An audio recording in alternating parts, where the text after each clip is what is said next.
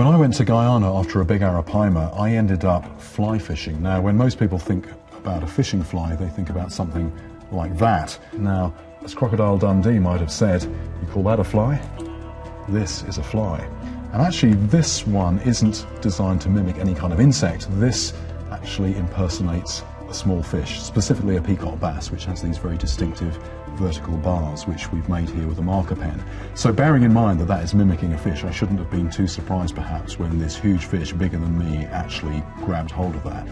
Now, hooking a fish is one thing, bringing it in is something else, and Arapaima have this tendency to throw themselves out of the water, and if they do that on a tight line and then come down on the line, there's a risk that it will break the line. If the line is too loose, the hook might come out, so you've got to maintain the right tension the whole time. Then if you're doing everything correctly, you should gradually be tiring the fish out. But the last thing you want in that situation is to be thinking, what do I do now?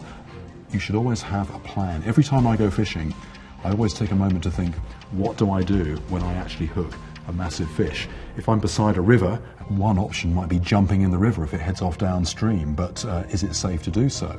If I'm on the bank, maybe I need to get in a boat. Is the boat available or do I have to call for it? If I'm in a boat and I need to follow a fish downriver, have I got a quick release knot to get off the mooring? Is the anchor line attached to a buoy so I can just throw that overboard and go down? In the case of this Arapaima, the lake was surrounded by fallen trees. If I'd just gone into the nearest place to try and land the fish, it's just going to go a few feet, it's going to wind itself around a piece of wood, that fish is gone. So I've actually already identified the place we're going to take it. You don't want to be going through that thought process at the same time that you're trying to deal with what that fish is doing moment by moment.